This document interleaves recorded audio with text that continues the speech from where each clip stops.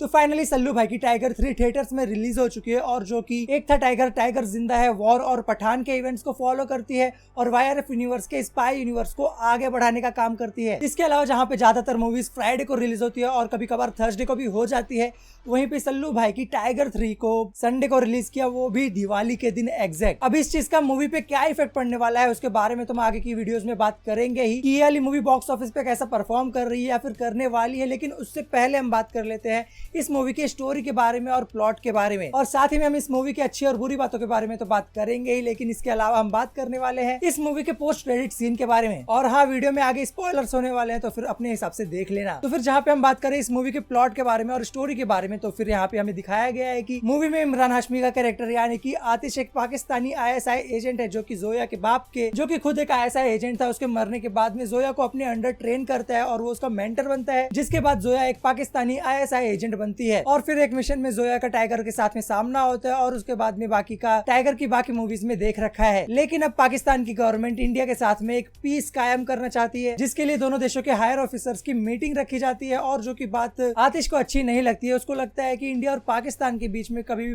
Piece कायम नहीं हो सकता। इसीलिए आतिश पहले जोया को बोलता है कि इंडिया के ऑफिसर को मारने के लिए, लेकिन वो उसको मना कर देती है और बोलती है कि मैं ये नहीं कर सकती और अगर तुम भी करोगे तो मैं तुम्हें रोकूंगी। जोया के मना कर देने के बाद में उसको एक कमरे में बंद कर दिया जाता है और उसके बाद में इस चीज को पूरा करने की जिम्मेदारी आतिश की वाइफ लेती है, जो कि प्रेग्नेंट भी थी। लेकिन इससे पहले कि ये मिशन पूरा होता उससे पहले टाइगर उस हायर ऑफिसर को बचाने के लिए उसकी वाइफ को मार देता है, जिसके साथ ही आतिश का बच्चा भी मारा जाता है। लेकिन ऐसा नहीं है कि आतिश ने पाकिस्तान के वजीर आजम को पहले समझाने की कोशिश नहीं की थी। उसने पहले पाकिस्तान के वजीर आजम को समझाने की कोशिश की थी, लेकिन उसको बदले में यही सुनने को मिला कि जब तुम वजीर आजम बनोगे तब तुम्हें पता चलेगा। बस अब वो कैसे भी करके इस पीस वाली डील को खत्म करना चाहता था और अब उसे वजीर आजम वाली पावर भी चाहिए। लेकिन वो इस मिशन में फेल हो जाता है और उसकी वाइफ के मरने के बाद में उसे पाकिस्तान की गवर्नमेंट द्वारा अरेस्ट कर लिया जाता है, जिसके 9 साल बाद यहाँ पे टाइगर को एक टाइम पास मिशन के कंप्लीट होने के बाद ये मालूम पड़ता है कि जोया एक डबल एजेंट है और वो पाकिस्तान में भी इंडिया के बारे में इंफॉर्मेशन लीक कर रही है। लेकिन बाद में टाइगर को ये पता चलता है कि जोया बस उन दोनों के बेटे को बचाने की कोशिश कर रही थी, क्योंकि अब आतिश जेल से बाहर आ चुका है और उसे जोया और टाइगर से पर्सनल लेवल पे बदला भी लेना है और उसे किसी भी तरह से पाकिस्तान में मार्शल लॉ लगाने के बाद में पहले वाले वजीर आजम को हटा के खुद को एक नया वजीर आजम वहाँ का बनाना है। और इसीलिए वो जोया और टाइगर के बेटे को लेके जोया और टाइगर को ब्लैकमेल करता है और वो उन दोनों से टर्की में एक मिशन करवाता है, जहाँ पे टाइगर टर्की पुलिस द्वारा पकड़ा जाता है, क्योंकि आतिश ने पहले ही टर्की पुलिस को यह इन्फॉर्मेशन लीक कर दी थी। तो अब टाइगर, जोया और उनके साथ ही लोग इंडिया के लिए गद्दार साबित हो चुके हैं और अब ऐसा हो गया है कि इस टर्की वाले मिशन की वजह से इंडिया की तरफ से इस इंडिया पाकिस्तान के पीस कायम रखने वाली डील को इंडिया ने तोड़ने का काम किया है और यहाँ पे टाइगर को टर्किश पुलिस के द्वारा पाकिस्तान गवर्नमेंट को सौंप दिया जाता है। लेकिन कैसे भी करके और पठान की मदद से वहाँ से टाइगर कैसे भी करके निकल जाता है। बट अब यहाँ पे टाइगर को बचाने के बाद में पठान चला जाता है और वहीं पे टाइगर और जोया की टीम को कैसे भी करके पाकिस्तान में मार्शल लॉ लगने से रोकना है और कैसे भी करके वहाँ की वजीर आजम को बचाना है, जिसके बाद में ही वो दोनों इंडिया के प्रति अपनी वफादारी साबित कर पाएंगे। तो बस कुछ ऐसे ही प्लॉट और स्टोरी है इस मूवी की। अगर देखा जाए तो इस पूरी स्टोरी को एक अच्छे वे में अपने को प्रेजेंट किया गया है और ये तो है ही कि इस मूवी को देखने के लिए अपने को पहले की टाइगर की मूवीज को देखना तो जरूरी है, क्योंकि इसका पहला हाफ तो पूरा इसके प्लॉट को बिल्ड करने में ही चला जाता है, जो कि पहले की 2 मूवीज से कनेक्टेड है थोड़ी थोड़ी। इनफैक्ट इसका सेकंड हाफ भी थोड़ा थोड़ा स्टोरी को बिल्ड करने में ही चला जाता है। खैर, अगर मैं पहले बात करूँ इस मूवी के पॉजिटिव के बारे में, तो फिर मूवी का प्रेजेंटेशन काफी अच्छा था, मूवी की सिनेमेटोग्राफी और बाकी चीजें काफी सही थी। बाकी इसका बैकग्राउंड स्कोर भी था, काफी अच्छा था, मतलब हर एक सिचुएशन के हिसाब से उसका बैकग्राउंड स्कोर था और इमरान हाशमी के टाइम पे तो काफी अच्छा बैकग्राउंड स्कोर था। वहीं पे अगर हम बात करें एक्टर्स के परफॉर्मेंस की, तो फिर वो भी काफी सही थे, चाहे हम बात करें सलमान खान की, इमरान हाशमी की या फिर कैटरीना कैफ की या फिर बाकी के एक्टर्स की, परफॉर्मेंस काफी अच्छा था। सलमान खान के भी एफर्ट्स मालूम पड़ रहे थे, किसी का भाई किसी के जान जैसी मूवी की तरह नहीं। वहीं पे जोया और बाकी के लोगों ने भी मूवी में काफी अच्छा किया है, लेकिन पूरी मूवी का लाइमलाइट इमरान हाशमी ले गए, क्योंकि जब जब वो स्क्रीन पे दिखाई दे रहे थे तो फिर इवन सलमान खान भी उनके आगे थोड़े से कम मालूम पड़ रहे थे, क्योंकि अगर यूजुअली देखा जाए तो फिर दूसरे एक्टर के सामने सलमान खान का अलग ही इम्पैक्ट निकल के आता है, लेकिन यहाँ पे इमरान हाशमी ने काफी अच्छा वर्क किया है, जिसमें ऑफ कोर्स बैकग्राउंड स्कोर का भी काफी बड़ा हाथ था। और मूवी को बिना मतलब खींचने के लिए मूवी में 3-4 गाने नहीं डाले हैं। मूवी में सिर्फ 2 गाने, एक स्टार्टिंग में होता है और एक पूरी मूवी ऑलमोस्ट खत्म होने के बाद में। तो इसीलिए मूवी में कहीं पे भी अननेसेसरी सॉन्ग न होने की वजह से पूरी मूवी में कहीं पे भी अपना लिंक मूवी से नहीं टूटता है, जो कि बॉलीवुड मूवी के लिए एक बहुत बड़ी बात है। खैर, इस मूवी में एक नहीं 2 कैमियोज होने वाले हैं, जिसको देखने में काफी ज्यादा मजा आता है। और अब आखिरी में इस मूवी ने अपने यूनिवर्स की बाकी मूवीज से अच्छे खासे कनेक्शन एक बेटर वे में इंटीग्रेट किए हैं। और हाँ, मूवी में जोया ने टाइगर के जितने ही एक्शन सीन्स किए हैं, खास करके उसका एक शॉटगन वाला सीन था, वो देखने में काफी अच्छा लग रहा था। वेल, अब अगर मैं इस मूवी के नेगेटिव्स के बारे में बात करूँ तो फिर इस मूवी का जो पहला हाफ है वो आपको थोड़ा स्लो मालूम पड़ेगा। और इसके बाद ये कि इस मूवी में भी अपने को पाकिस्तान का ही एंगल देखने को मिला। हाँ, भी स्पाई यूनिवर्स है तो फिर इसमें अपने को देश वाली चीजें तो देखने को मिलेगी ही, लेकिन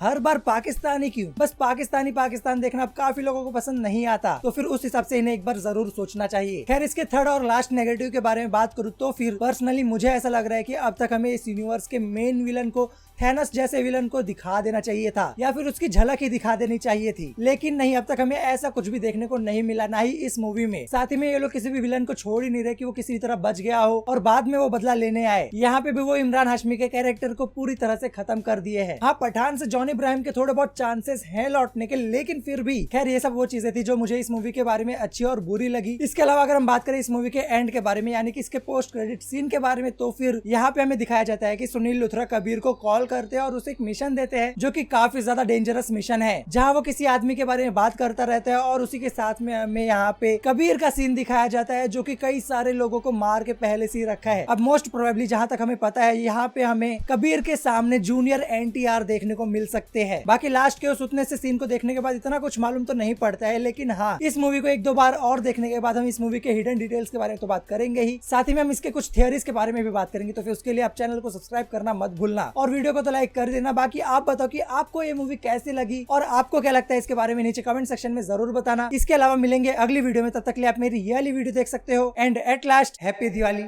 टाटा।